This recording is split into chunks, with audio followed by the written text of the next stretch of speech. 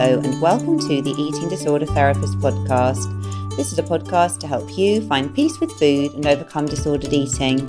And I'm Harriet Frew, aka the Eating Disorder Therapist. And I'm so excited to share with you all kinds of stories, tips, information and guest interviews to help you on your journey in finding peace with food. So thank you so much for listening today. Now today I'm talking to Ryan Althaus from Santa Cruz, California. Ryan is a 39-year-old eating disorder survivor on his own recovery journey. He runs a non-profit program, an inclusivity project based around uniting diverse groups with disabilities through art and recreation. And you can check this out at www.sweatysheep.com. Ryan has a diagnosis of autism and is passionate about educating and raising awareness of eating disorder concerns that can go alongside this. He is an ex-professional marathon runner and semi-professional Ironman Triathlete. Ryan is also an ordained minister of the National Presbyterian Church USA, in charge of mental health awareness throughout the SF Bay region. And if this wasn't enough, he is additionally a certified yoga instructor and certified psychiatric chaplain. Ryan also hosts a bi-weekly radio show on mental health called the Kooky Side of Crazy. And he has also authored several children's books and is soon to be publishing a new book out on the 8th of February called From Emaciated to Emancipated, talking all about his eating disorder recovery journey. Ryan has struggled with eating disorders and exercise addiction since childhood. Then, having health issues prior to COVID, this sent him into an intense eating disorder relapse. He has also had a relatively recent diagnosis of autism, which has helped to shed light and give him more understanding into some aspects about his relationship with food and exercise. In the episode today, we're going to hear all about Ryan's eating disorder recovery journey with the ups and downs of this, whilst exploring his recent relapse and journey out of this. We'll also be going to do a deep dive into understanding Ryan's perspective of living with autism and an eating disorder, this being an area that still needs far greater understanding and insight. Let's get to the conversation. Hi, Ryan, and thank you so much for coming on the podcast today. Yeah, good evening, good morning, well, good day. So, Ryan, you're saying it's about 10:30 there for you at the moment. So where are you based? Can you tell all the listeners? Yeah, definitely. So Santa Cruz, California, just south of San Francisco. And yeah, the fog's just peeling off now. So everybody's waking up. Ah, lovely. And what sort of weather are you having over there at the moment? Yeah, Santa Cruz is kind of the same weather every day. So we wake up to a nice, cool, foggy morning. And then, about noontime, it's 75 and sunny. And fog rolls in again in the evening and we sleep well. Sure. No, it sounds great. It's a hard life. Yeah. So, Ryan, could I get you firstly, please, to introduce yourself to the listeners? Definitely. So I am one of the more non-traditional ministers of the world. So I'm 39 years old and I'm a Presbyterian minister who works in a Unitarian Universalist church and a sailboat captain on the side. And yeah, it's kind of a second life. I came from a life as a professional marathon runner for almost a decade and jumped into the Ironman Triathlete circuit. And through the whole time, struggled with eating disorder, exercise addiction since the age of 7.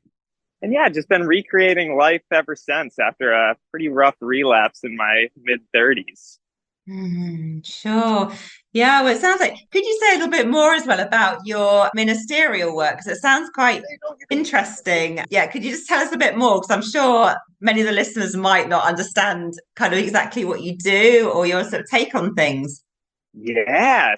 So my role with the National Presbyterian Church is the director of inclusivity. So I work with LGBTQ equality, homelessness and hunger, which is kind of ironic given my anorexia. And then, I'm a licensed psych chaplain, which kind of spurred some of my more recent work in writing. I kind of took this dive from psych chaplain to psych patient and had to deal with this role reversal and the humility that came out of it. But the ministry part of my life is always, spirituality as a whole is pretty high on the list of priorities. But gosh. The big question. It's been a journey. So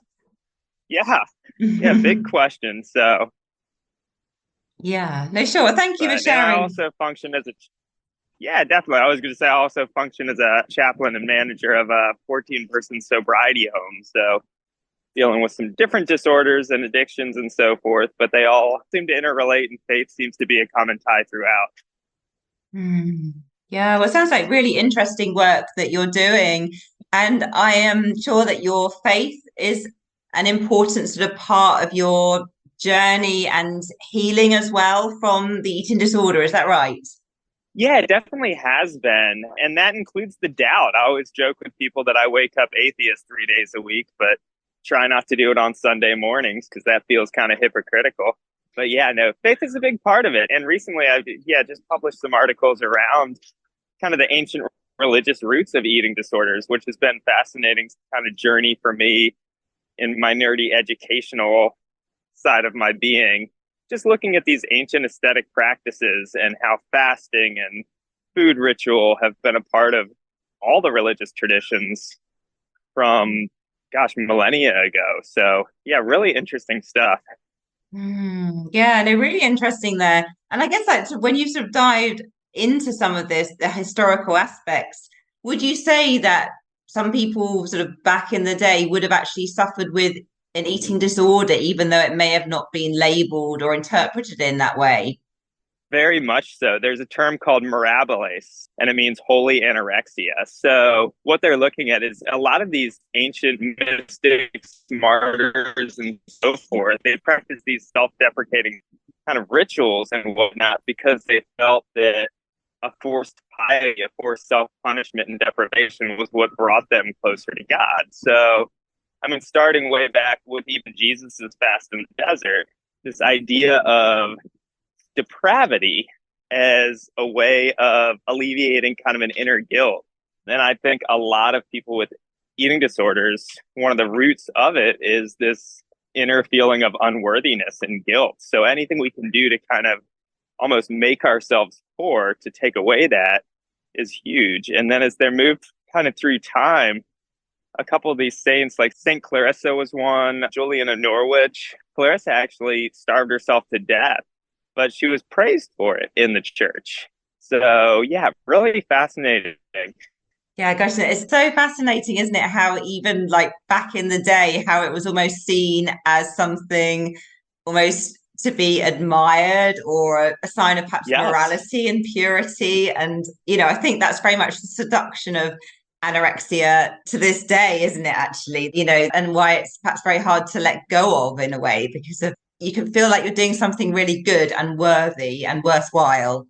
Exactly. And it triggers a physical feeling too. There's a certain euphoria that comes through that starvation.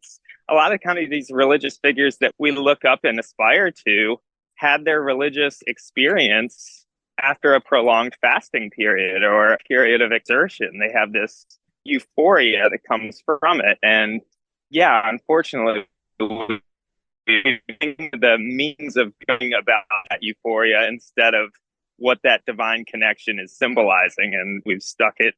Yeah, so now we worship the fast instead of worship where the fast takes us. Yeah, and it's so interesting.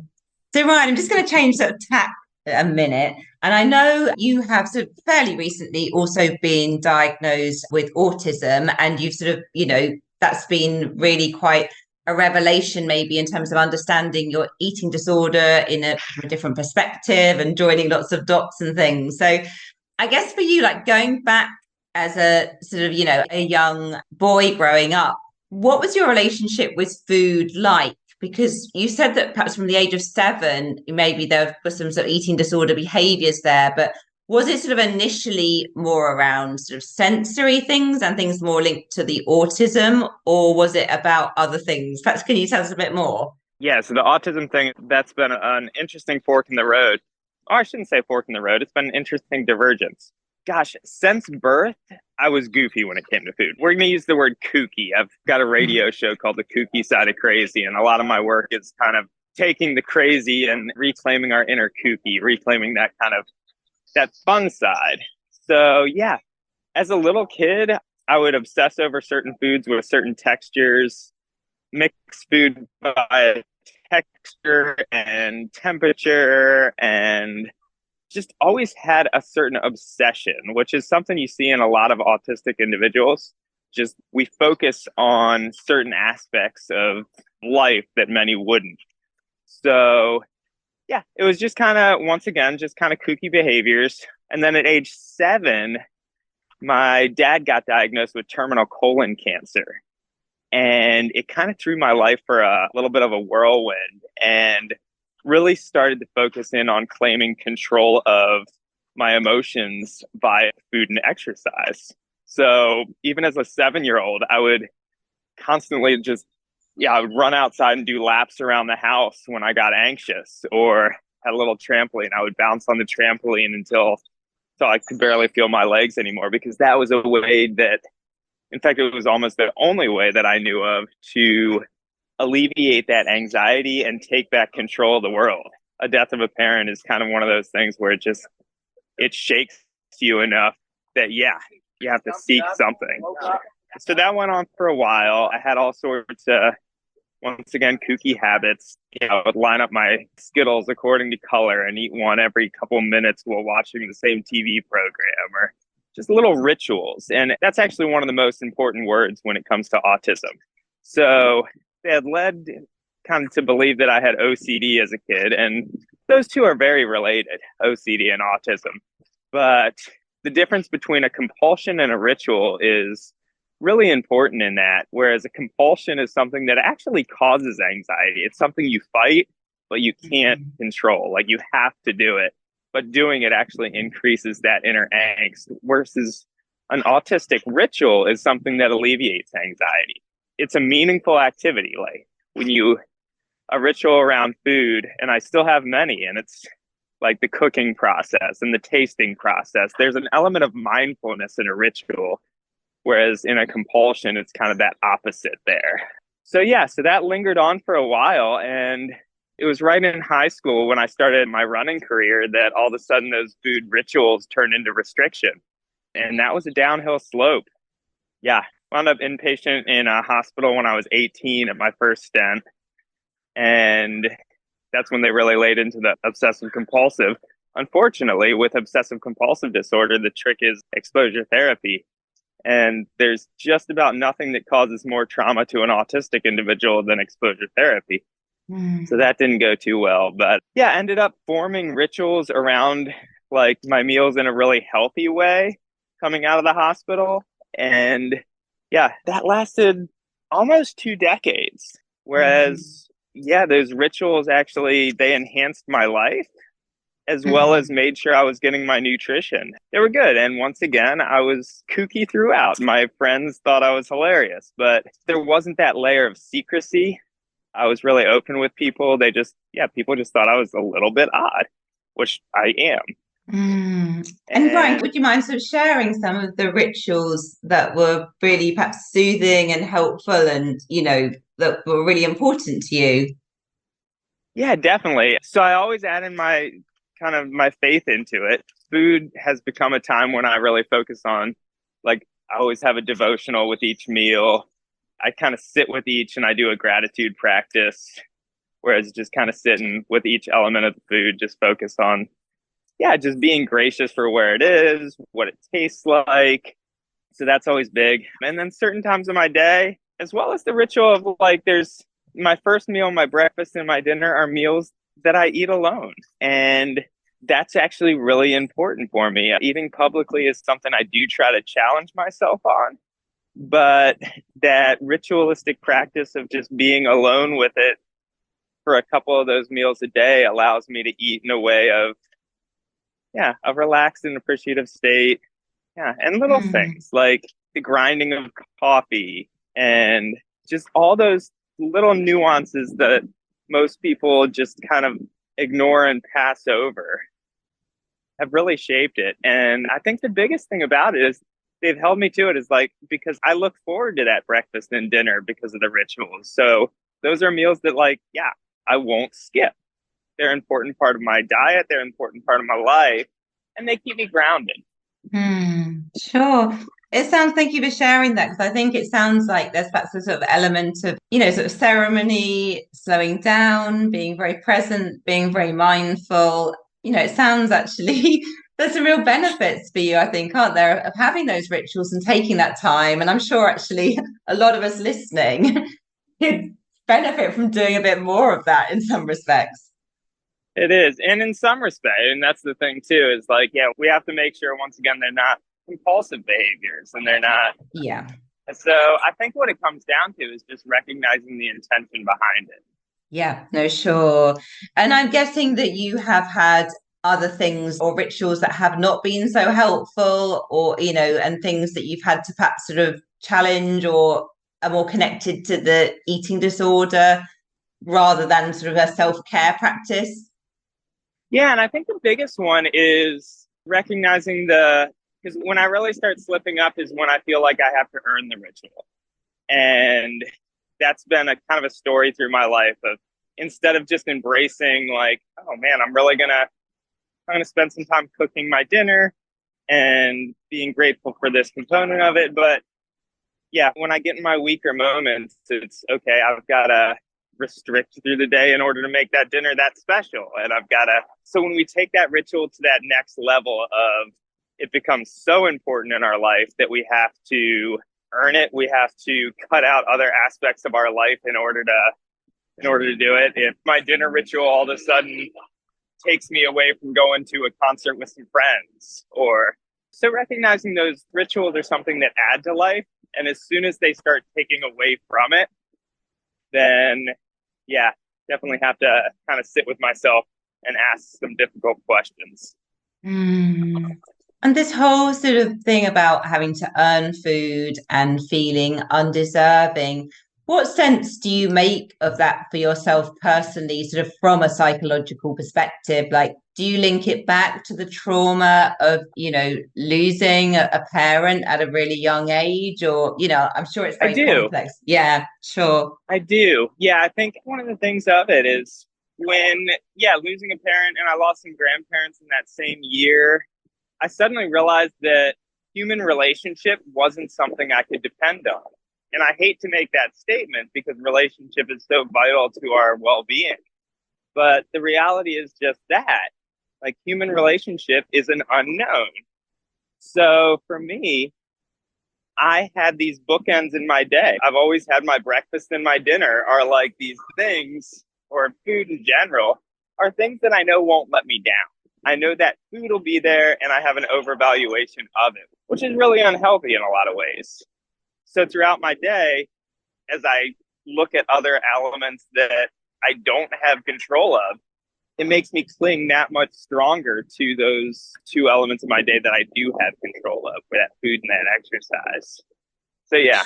Sure. So having the control of the food and the exercise, it sounds like it makes you feel safe. Like, you're almost saying like there's kind of bookends to the day. It's containing, safe, it's predictable, I guess, isn't it? Yeah. Exactly.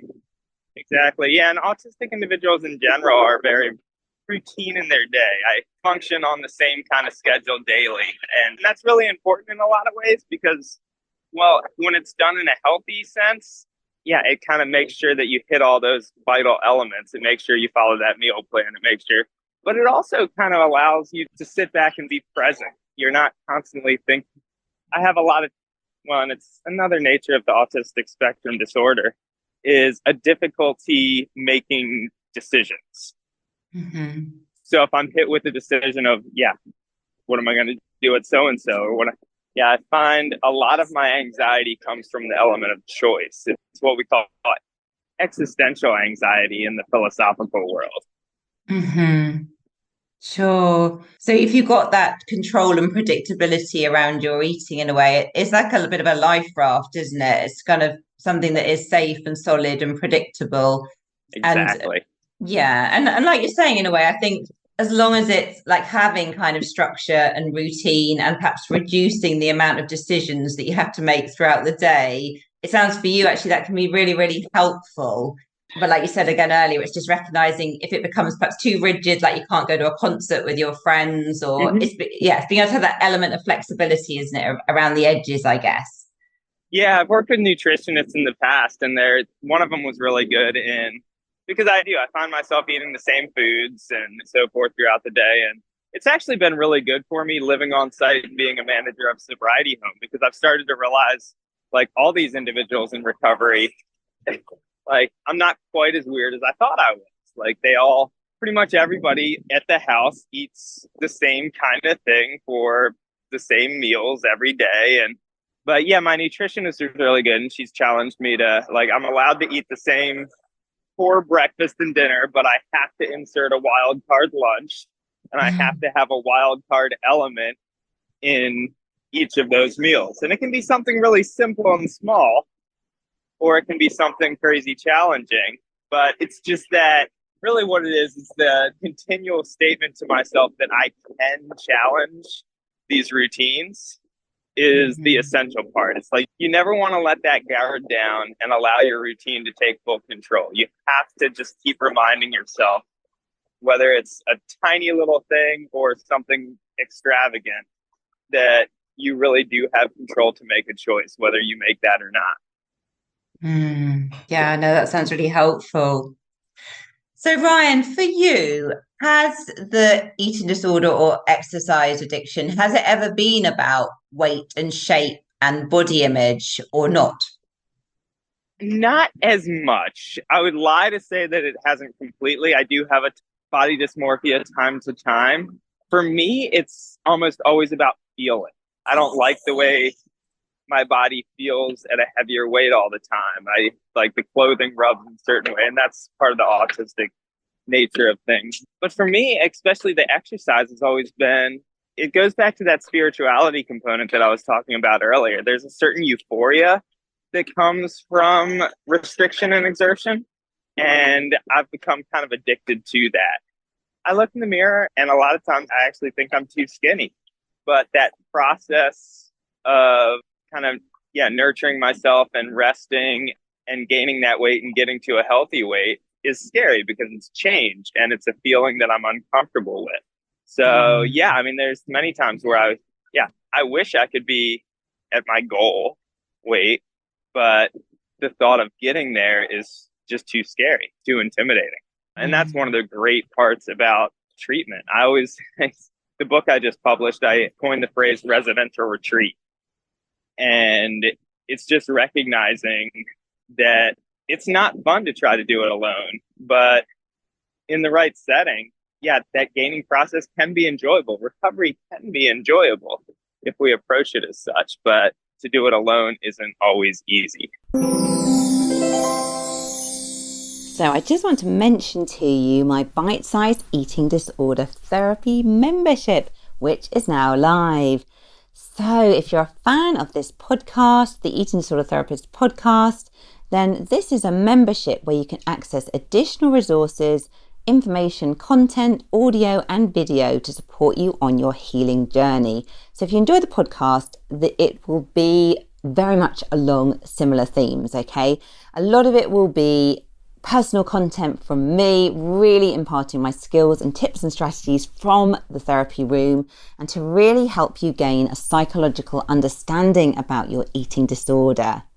So I'm going to be providing lots of psychological insights, understandings, skills and tips from the therapy room, really helping you to be empowered along your journey. Now, it's not a substitute for professional therapy. However, I really hope it will uplift, inspire and educate you whilst you're on your healing journey. So if you're interested in finding out more, do go to the show notes and the link is there and it will take you through. Only £5 a month, and it is brilliant value to really get some great tools while you're maybe on a waiting list, or if you're wanting to kind of refresh some therapy skills or just really up level your recovery journey. It's so helpful, I think, just to hear you explain a bit more about that, because I think many people listening as well, and I think of some of my own clients who have talked about this side of things, explaining about how the feeling or the change is the difficult thing, really. It's a bit about body image, but it's not so much about body image, is it? It's more about the kind of letting go and dealing with perhaps difficult feelings or the change in feelings that you will evoke, I guess, if you start to eat more and rest more. And yeah, that can be very challenging. Exactly. And it's just looking at what do you do with rest? Once again, it goes back to that existential crisis of making choice. Like, well, if I'm not going through my daily ritual and I'm doing this rest thing, what do I do with the extra energy? So yeah, pinned with these decisions to make versus all of a sudden you jump in an inpatient or an IOP program and you have that day laid out for you. So yeah, you might have excess energy, but you've got an art project and you've got a support group and you've got like these structured things that just fit naturally in your day. And you can do that alone. You can create that schedule for yourself. It's a little bit more difficult. Like I said, it's nicer to go on the retreat, but yeah, it's definitely doable. It's just filling those gaps of unknowns and making it so you don't have to make those decisions. I like Steve Jobs was always famous. They say he had 2 suits because he knew he had a certain amount of creative energy in his day and he didn't want to waste it on what to wear. And I think that's very true with an eating disorder. And that's one of the reasons that a food plan works so well. It's like we have a certain amount of energy in recovery, and it's not great to expend all that energy trying to think of what type of bread that you need to eat in the morning. It's much more kind of useful to expend that on the therapeutic elements of your day, the relationships and the activities that actually add purpose to life. Yeah. So it sounds like perhaps for you, in your recovery, I'm sure as well for, other people that have struggled with anorexia or anorexia and autism as well, but having like the food plan, structure to minimize the decision making, sort of simplifying that aspect, that's one thing that's been really helpful. So what other things as well would you say have been particularly helpful for you in recovery, and particularly perhaps addressing the autistic side of things as well? Because I think in a lot of more sort of traditional treatments where it's very weight shaped focus, sometimes that is not very helpful. Is that right? Yeah, no, most definitely. Yeah. And anytime you focus on weight shape, etc., it's kind of, it becomes about numbers. It becomes about, well, and I think what you do in that is you put a certain weight, a certain number, a certain something on a pedestal. Whereas I think for me, the biggest thing has been looking at what gives me a sense of purpose in my life. It was interesting when I was first inpatient way back when I was 18. And at that time, I was not religious at all. I had an inclination towards spirituality, but really no motivation for religion. But I remember meeting with the chaplain twice a week, and I just thought it was so great. She was an interfaith chaplain. And I wrote about this in the book again. I asked her, what's the purpose of life? And I said it kind of jokingly. But her response was incredibly enlightening. She just simply looked at me and she goes, the purpose in life is finding a purpose in living. And I think that's something that we forget in recovery a lot of times. We try to focus on a set goal, a set weight, this word recovered. But for me, it's been looking at what is my purpose in living outside of the eating disorder? What am I striving for? And one of the things that has helped me do it is actually working with special needs populations. And I found, kind of throughout the years, I've dabbled in different special needs organizations. And working with that kind of population offers you this non-judgmental companionship that the world really doesn't offer. For me, like I said, relationship and depending on other people, given the deaths in my early ages, has been really difficult for me. But when you're able to kind of step back, and I work with a couple of individuals, one of them's straight, he's got cerebral palsy and non-vocal, but absolutely loves on you. So you always get a big hug, always this excited look, just so much welcoming. But to serve those populations is this sense of purpose. And it also shows you like these individuals are so present in the moment, whereas my mind is going 10 different directions of what am I going to eat for lunch? What am I going to, how am I going to walk off this? How am I going to? So it makes you stop in your tracks and go like, no, this is what genuine is. and it gives you that sense of purpose of helping another human being. So that's kind of a circle around way of answering that question. Hopefully it made a little sense, but yeah, I mean, it makes so much sense, doesn't it? I'm completely with you, because I myself have recovered from bulimia, and completely for me, finding my purpose and living was the way out of it. It wasn't about, thinking about weight or managing the symptoms so much. It was about focusing on something much bigger and greater and really finding that purpose and meaning. So I'm so with you, actually. Yeah, really, really with you. And putting purpose to the pain is another big thing. I would love for listeners to each challenge themselves to, and whether you want to publish it or not, but to write a memoir, to write your story. That is great. I've been in talks with Jenny Schaefer a lot, and I know everybody probably knows her. She's definitely the icon of the eating disorder recovery world. But she was so instrumental when I was going through my writing process and just saying, like, the thing that saved her was sharing her story. Because otherwise it's looking at, like, why am I going through this? I think it's so easy to take kind of a victim mentality and go, why me? Versus when you start writing that out and you put purpose to that pain, you start to go, like, I wonder why me? I wonder what this has to teach me. I wonder what I have to share with the world through this. So really, really big shift in mentality that comes through that putting purpose to a pain. I so agree. So Ryan, could you tell us a bit more about your books? So obviously you had one published back in February, is that right? And then you've got another one coming out next month. So could you just share a bit more about both of those? Yeah, definitely. The one that's coming out in February, I started writing that while in the psych hospital because I thought it was just ironic that a psych chaplain had landed himself in a psych hospital. And at the time, I was searching for, I wanted to say me too when reading something and every book that I had was from some psychiatrist or psychologist that was 20 years removed from their disorder.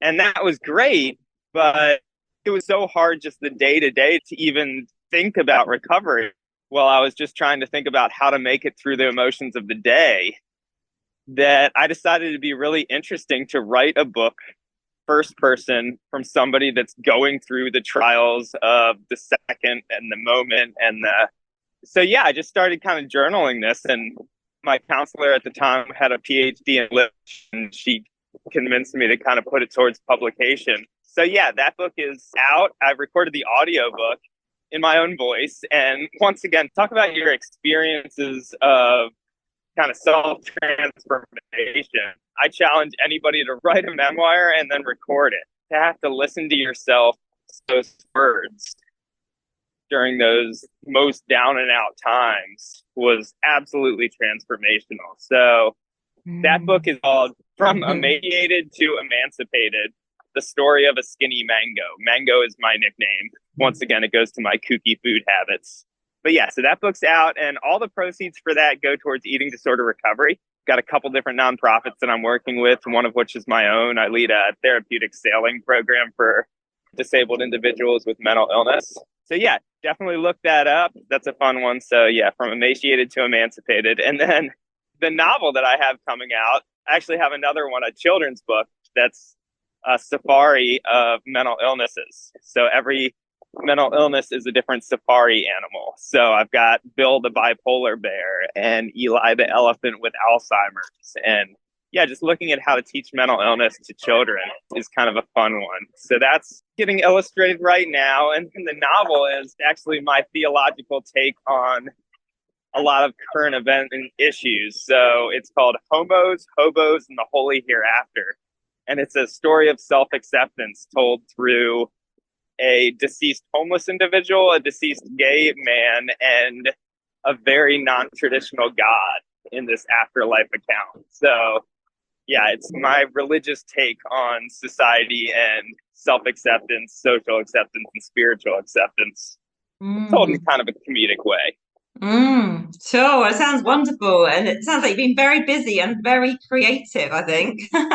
all the different sort of types of writing you've been doing. It's very inspiring.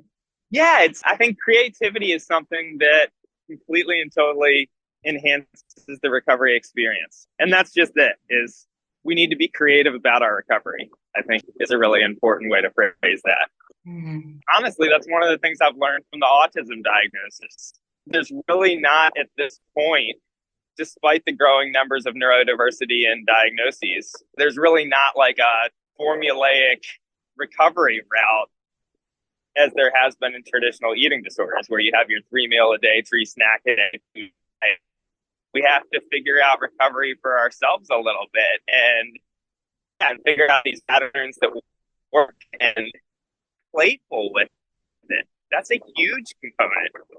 So creativity is key, and anything you can do to enhance that. Creativity is something you have to practice. It doesn't come natural. So to set aside a certain amount of time every day to just be creative and to be all right when you flop is really important.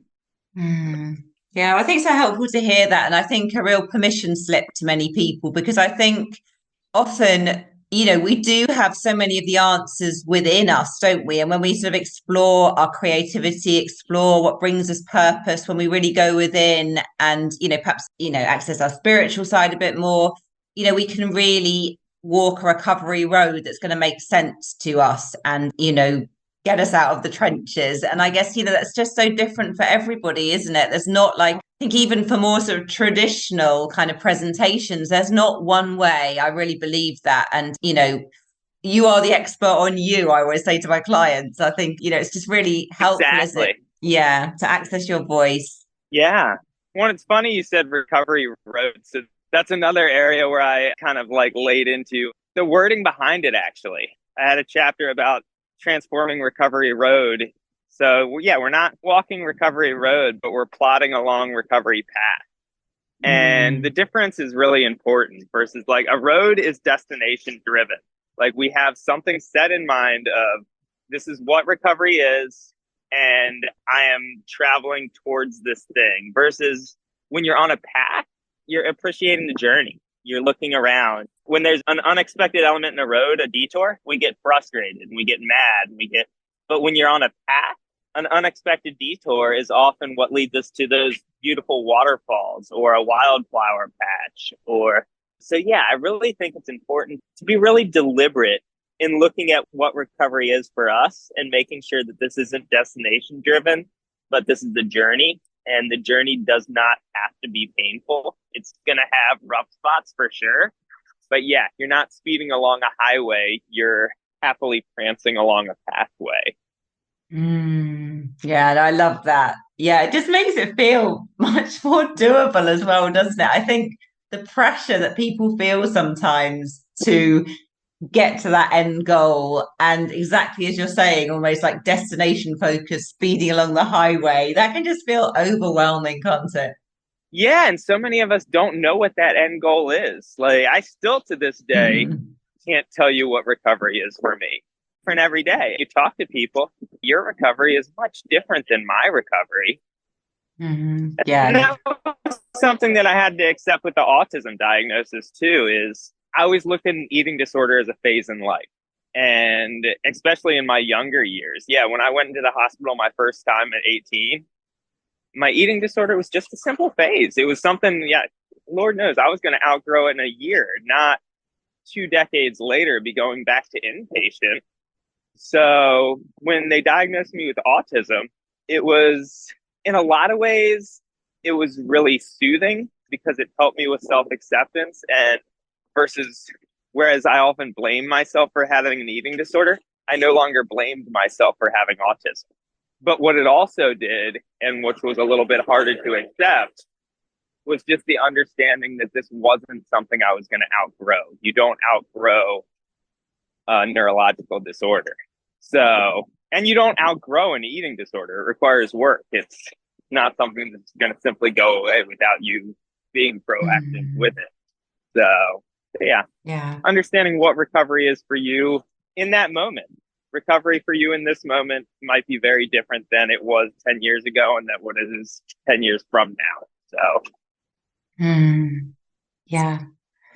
So Ryan, where can people find you if they want to get in touch with you, find out about your book? Like, where's the best place to get in contact with you? Yeah, most definitely. So I'm really a pretty easy person to find. You can always you can find me on Facebook and so forth. I'm Ryan Mango Althaus, and that's Althaus. But the easiest way is my website. It's just thesurfingmango.com. And that's got links to all those different books and ways to contact. I've got a program I call Paddle and Play Therapy. So if you're local to Santa Cruz or you want to come visit, I do all sorts of just one-on-one. I call them conversation. I don't even call it coaching.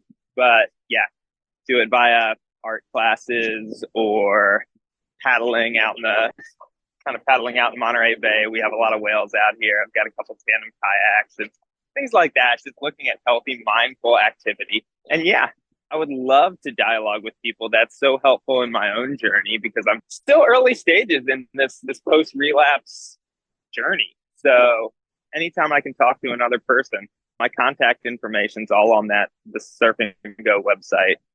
So would love to continue the conversation.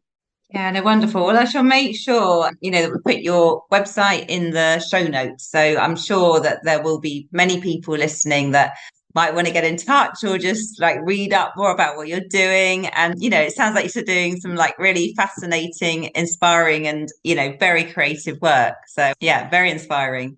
Yeah, and having all sorts of bloopers along the way. So you'll read a lot about them. We can share a lot about them. And yeah, it's been a journey and it'll continue to be that way. Mm-hmm. So hopefully have some new people joining me on that journey after this podcast. Sure. Yeah, well, thank you so much, Ryan, for coming on the podcast today. I really appreciate you, sharing so openly. And I think just so much value in, the things that you've been talking about. And yeah, so just thank you so much. And I just wish you all the best, in your ongoing journey and all the work you're doing. Oh my gosh, no, thank you. This has been so fun. So I hope you enjoyed this conversation just as much as I did. Do go and check out all of Ryan's details in the show notes. If you're not following me already, do seek me out on Instagram at the Eating Disorder Therapist _. And for further support with your relationship with food, do go to the eatingdisordertherapist.co.uk. If you enjoy this podcast, I'd be so grateful if you would follow, rate and review, as it helps it reach so many more listeners. Thank you so much for listening today, and I look forward to sharing another podcast episode with you very soon.